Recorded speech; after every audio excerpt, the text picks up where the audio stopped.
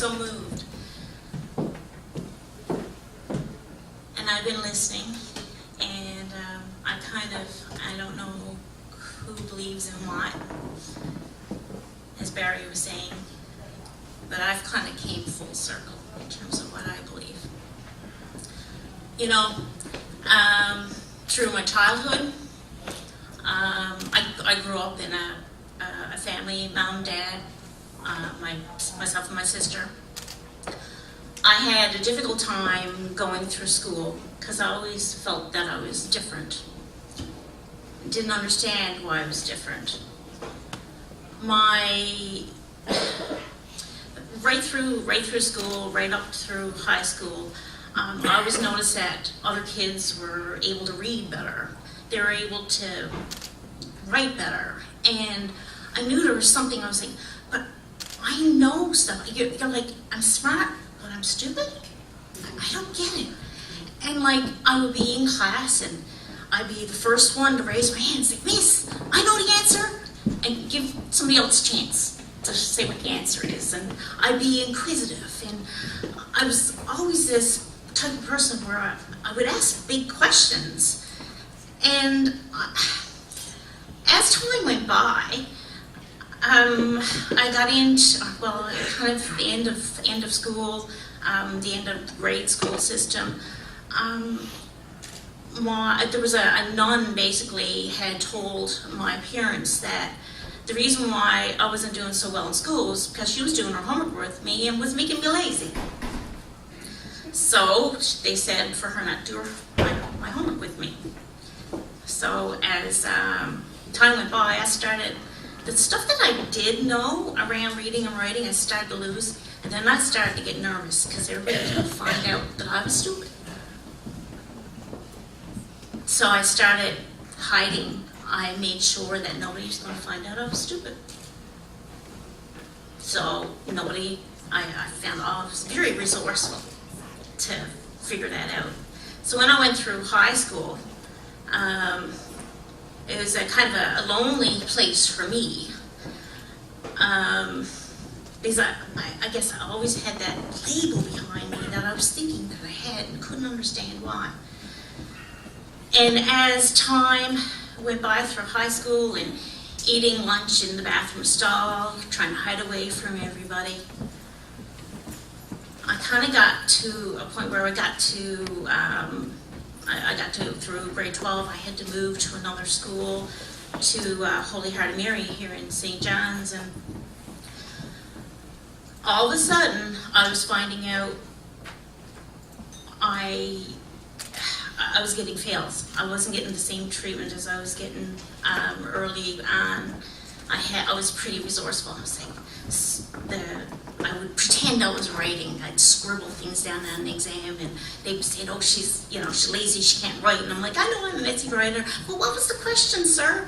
And he'd tell me the question. I was like, "Oh, yeah, the answer is blah blah." And I'd pretend I was reading my questions on my exam, and then. Through grade 12, then of course I will go into the principal's office because I'm crying out tears because I was getting F's and didn't understand, and all my resourcefulness kind of disappeared. And I didn't know what to do. So it was the first time I actually went into the principal's office and I looked at her straight in the face. Tears streamed down my face and I said, "I can't read, miss. I can't read." And she's looking at me, she's like, "You can't read, but you're in grade 12. "No, miss, I can't read, I can't write." But she said, but your art class, you're doing really well. You're getting like hundreds. But everything else was failing out. So she told me I should go talk to the art teacher. So I go and talk to the art teacher, and the art teacher said it kind of takes me under her wing, and I sit down in her living room one evening. Finally, she had convinced me to tell my parents. That was one of the hardest things I ever had to do, was tell my parents. To me, it wasn't tell my parents that I couldn't read or write. It was like trying to tell my parents that I was stupid. Still couldn't figure it out. And then she mentioned the word dyslexia. Like, dyslexia. She said, "Have you ever heard dyslexia?" And she said, "I don't know very much about it." I'm like, okay. But I remember going back, you know, I get to the end of high school and I think going back and like remember the teacher going down through the row saying, you should be a doctor, you should be a teacher, you should be a scientist, you should be this, and when they got to me, they were like, we'll get back to you. And they kept going down through the rows. And, I mean, this is a long time ago. I should hope that that's not happening now.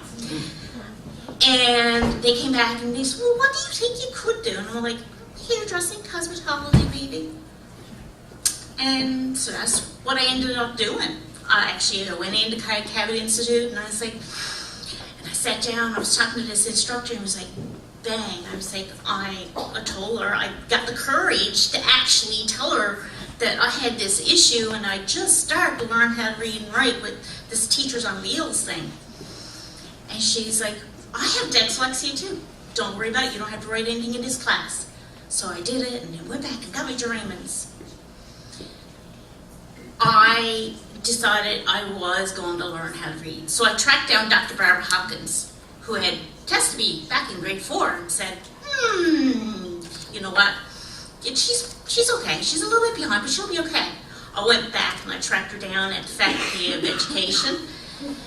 And I found her. I literally found her and I was like, so you tested me in grade 4, I can't read. And she's like, what? You can't read? So of course she was intrigued then. And then before I knew it, she did the testing for me and here I, okay, yeah, I have dyslexia. And I'm like, label. Okay, what do I do with this? Is the label good or bad? Apparently dyslexia might be a decent label, so I'm not stupid. I still don't quite understand this. So she went ahead and I'm really bad with time, folks. I have dyslexia and I have no sense of time. And I'm looking at the clock now. Oh boy.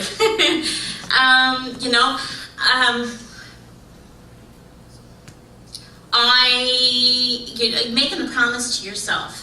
Barry, I made a promise to my 2 little children in 2000 when I stepped away from a very violent and abusive marriage that used my disability against me. It made me feel stupid. And I managed to step away from it through a program I was doing, Women Interested in Successful Employment. And through that program, I started getting courage. I'm like, I just might be able to do something with my